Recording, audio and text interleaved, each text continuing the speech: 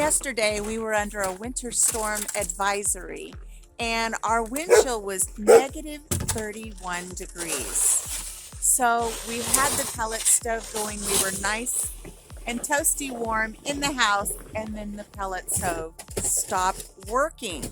And after a little investigation, Papa Jim discovered we have a clogged auger in the pellet stove. So we're going to be doing some pellet stove maintenance today. All right, so we've got a Breckwell, I believe it's an SP 100 or 1000 model pellet stove. And this is kind of what we use for some supplemental heat downstairs of our old farmhouse here. And we've run into an issue that I believe that the auger has gotten jammed from the pellets. And so it's now wanting to spit the pellets down in the firebox, which runs the fire. And so I need to see if I can clear that jam out. Anyway, what makes you think that that's the issue this time? Because we had the same problem last year. Because we had the same problem last year. It wasn't until yesterday it got really super cold into the negative degrees. I decided I was going to pump up the flow to make it hotter, and I think that's where I run into my problem is when I crank the temperature up, which cranks the flow up.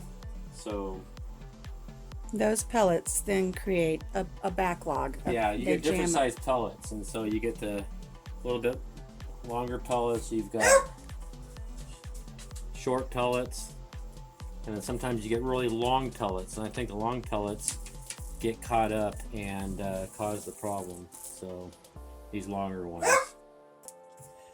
So we're going to show you how to repair this yourself instead of giving up on your pellet stove or having someone come out and handle this issue for you. We're going to do our best to show you. All right, so the first step is that on this stove model, we've got to get the pellets out. So that's my step here. So just get an old scoop. You can use an old can and a bucket. And this hopper, I believe, holds, I'm guessing, about close to 100 pounds of pellets. And you just filled it up yesterday. Almost all the way up.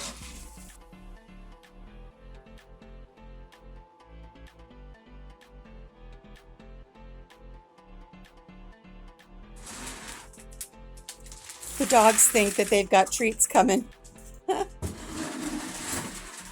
think that's your treat? Is that your treat deal, huh? They don't smell like your treats, do they? I don't know if you can see it. But this is the blade of the auger right there. Now, if you don't know what an auger is, think of a wide-bladed corkscrew. And what it does is it takes the material, and as it spins, pulls it in, and then it drops down a chute to the fire box. And then the firebox has a igniter or a heating element that glows and gets really super hot and then catches it on fire. Once it catches on fire, then the thermostat in there knows how much to turn the auger to spit the pellets and feed the fire. So. It's a very well thought out process, but when one element goes wrong, it all comes to a screeching halt. All right, so what I want to do now is I'm going to plug this in. This auger turn. It looked like it wanted to turn, Right. but it is not turning. Hear that? Okay, yeah, it's trying, but it's not working. So unplug it, on to step 2 to see if we can unclog the jam.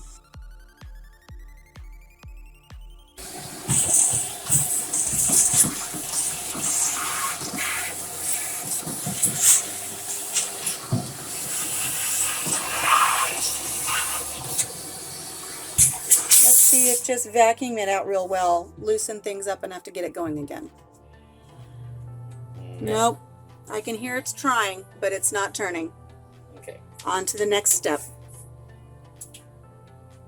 Make sure in between these tests that you remember to unplug Yes. your pellet stove. That's important. All right, So important. Now I'm gonna-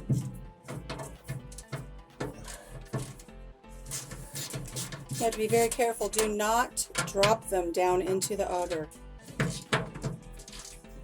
So you're just loosening them first, and then you'll go back and take them out by hand. Is that what Yeah. you're going to do so you don't drop them? Yeah, so they're loose. And if you want to, you can always put something down too. You take like a paper towel and stick it down there so it doesn't fall down on the auger. I mean, eventually once we get the plate off, you'll see more of the auger. So it's not a super crucial, but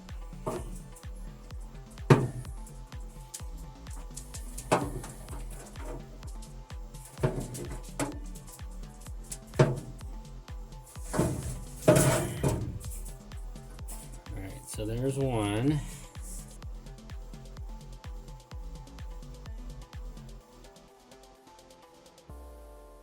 With 4 little studs, and then oh, look at that! Oh Try man! to do it so your hand's not moist. You can see. As he takes it off, look at all of that crud built up in that auger. This is why the auger is not turning.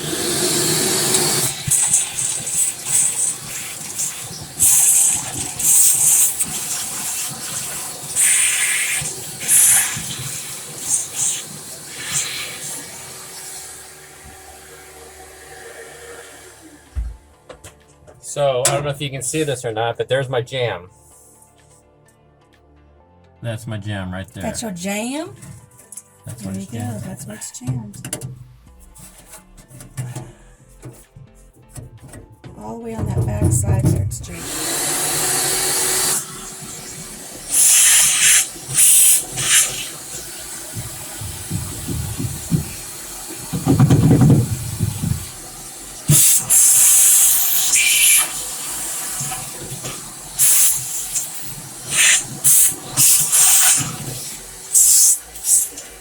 Now I do want to say you might want to check with your manufacturer's warranty to make sure that this does not void any warranties. Right. Well, if it's underneath the warranty, you also want to find out too is if this would be covered in a warranty repair. It may not be, because they may be blaming it on your supplier of pellets. But we were actually fortunate enough that we did not have any concerns with this until it was well out of our warranty period. Yeah, this was out of warranty the first time it backed up on us. And then also, if you, I mean, this is pretty simple stuff. Really, I mean, if you had a repairman come out, they would charge you a service charge and then do exactly what I'm doing, and it would probably be $100 to $200.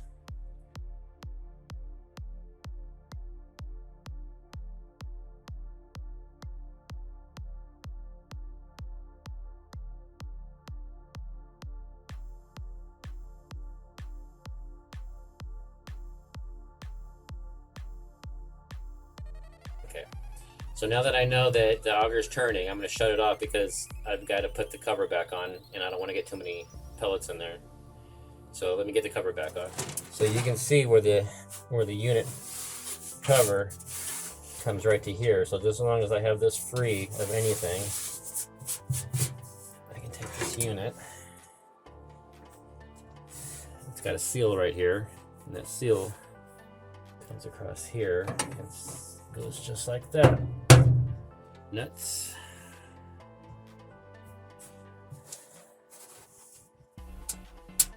And I would suggest when you do this that when you put the nuts on and you go to tighten the nuts up, don't go crazy tightening them up, because they're only tiny little studs, and I have not been any further, but I'm guessing that's probably going to be a chore to replace these studs. So don't break them off. Don't get overzealous.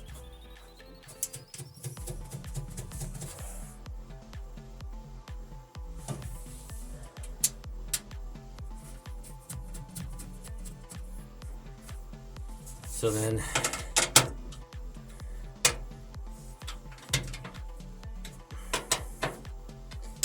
That's as much as I can take them down with my hand. So what I do to tighten them up is I put the ratchet in between my middle two fingers.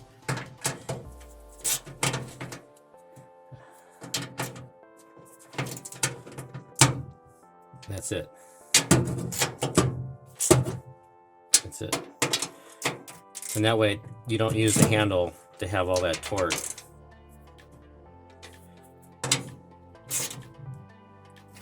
That's it. So now we'll go ahead and load some. I don't fill them all the way up. I load them up until I know that the auger has enough to pull the pellets up into it, and make sure it ignites before you fill this thing back up in case you have to go back into it.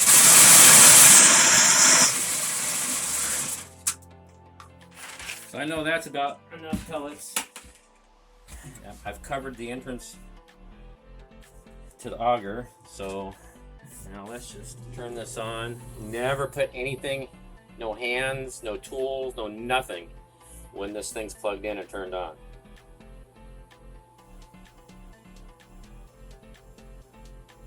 So it takes about 10 minutes for the auger to get enough of the pellets down into the firebox for it to get heated up by the igniter. They're smoldering now, and we should have fire in a little bit. So there it is. So be patient and just know that you have to give those pellets a little time to get there.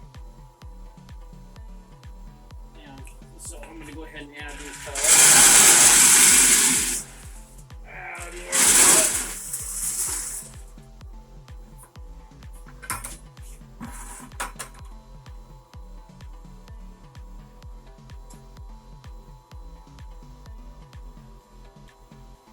Thank you for joining us here on the farm. Till we see you again here on the homestead, take care of yourself, take care of each other, and have a blessed day. Stay warm. Bye-bye.